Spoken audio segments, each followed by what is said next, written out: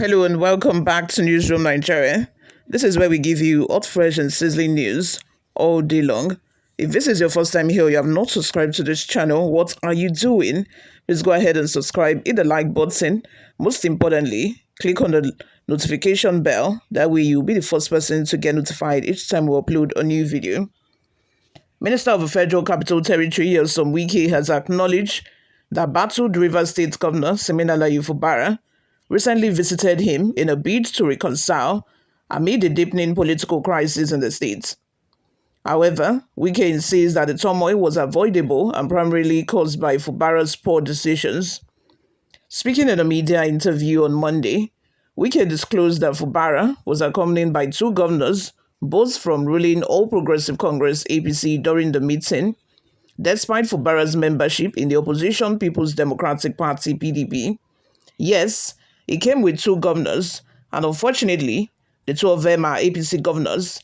He said he wants peace, and I said I want peace too, Wike stated. Wike emphasized that genuine peace goes beyond declarations, urging Fubara to take visible steps towards resolving ongoing conflicts. Saying I want peace isn't enough. What matters are the actions you take to back that up. You must demonstrate sincerity, he added. Fubara'S visit came in the wake of a high-level meeting with President Bola Ahmed Tinubu in London. The meeting followed the federal government's decision to impose a 6-month state of emergency in Rivers State on March 18, 2024, a move that led to the suspension of Governor Fubara, his deputy Ngozi Odu, and all state lawmakers. Retired Vice Admiral Ibuk Ete Ibaz was installed as interim administrator to steer the affairs of the state during this emergency period. Wike lamented that Fubara had ignored earlier advice from several senior politicians who cautioned him against allowing political manipulations to derail his administration. He revealed that prominent leaders, including Governors Seyi Makinde, Samuel Otom, Okezie Ikpeazu, David Umahi, had warned Fubara at the outset of a crisis. We told him plainly, you are already governor, don't let anyone mislead you. But he chose to go his own way, Wike said. The former Rivers State governor described the situation as a self-inflicted injury, adding that the consequences, such as the legislative deadlock and altered federal allocations, were affecting the state's governance and development. Even if the emergency is lifted tomorrow, the problems remain. The assembly will not function, the budget won't pass, and federal funds won't flow, Wike warned. Wike also questioned Fubara'S ability to lead genuine peace process, pointing to what he described as ongoing hostility from the governor's allies. Every day, your supporters go on TV to all insults. Have you even reached out to the assembly members? There are steps that need to be taken. You can't just talk peace. You must act like it, Wike stressed. He concluded by reiterating that the path to stability lies in leadership consultation and decisive actions, not rhetorics. Let's have your thoughts and opinions in the comments section. Now I see why, Fubara said on Sunday yesterday in the church, while they were having the Thanksgiving for Clark, the other statesman that passed of recent, where he said that he's no longer interested in the position that, people should just calm down, that they do not even know if he's still interested in the governorship position, because at that service, people kept calling him governor and, telling Tinubu to leave the state of emergency so that Fubara can reoccupy his position. He told them to calm down, that do they even know if he's still interested in the position? And according to Wike, Wike said he felt pity for him when he read about that. That it's not about you saying you want peace, you want peace. You must take actions towards that fact. And I think that, during this crisis period in Rivers State and the rift between both Wike and Fubara, his supporters have really been the one, all in insults.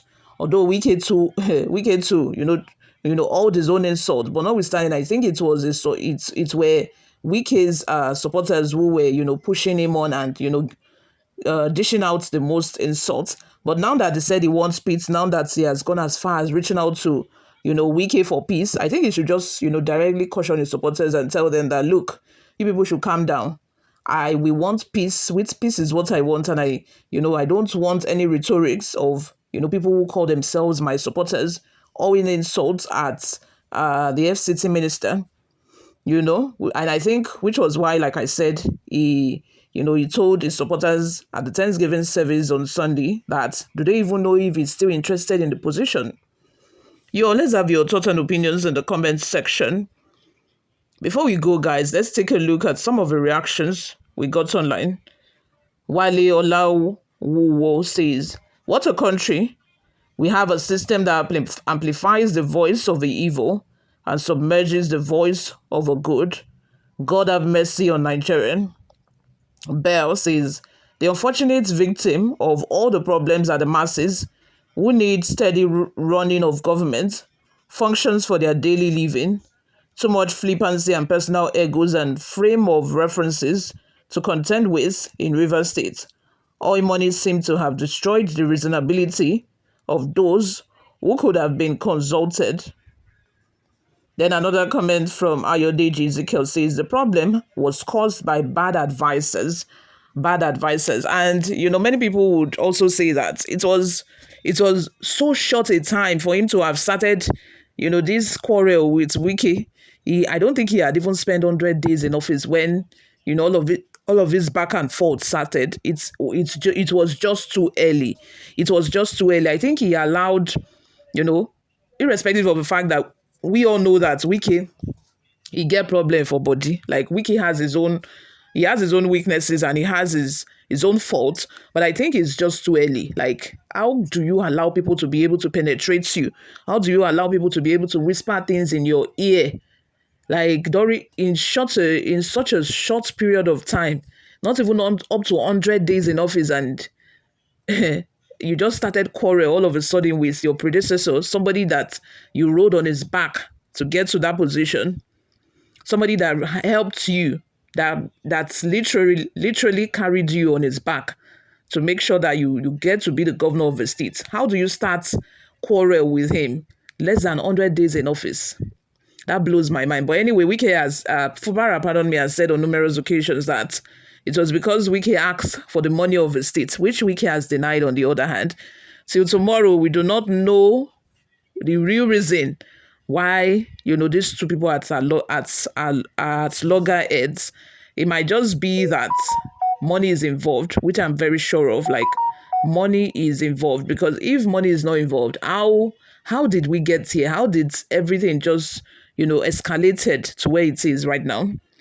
Let's have your thoughts and opinions in the comments section. Thank you very much for always listening and watching. I will see you in my next video. Bye for now.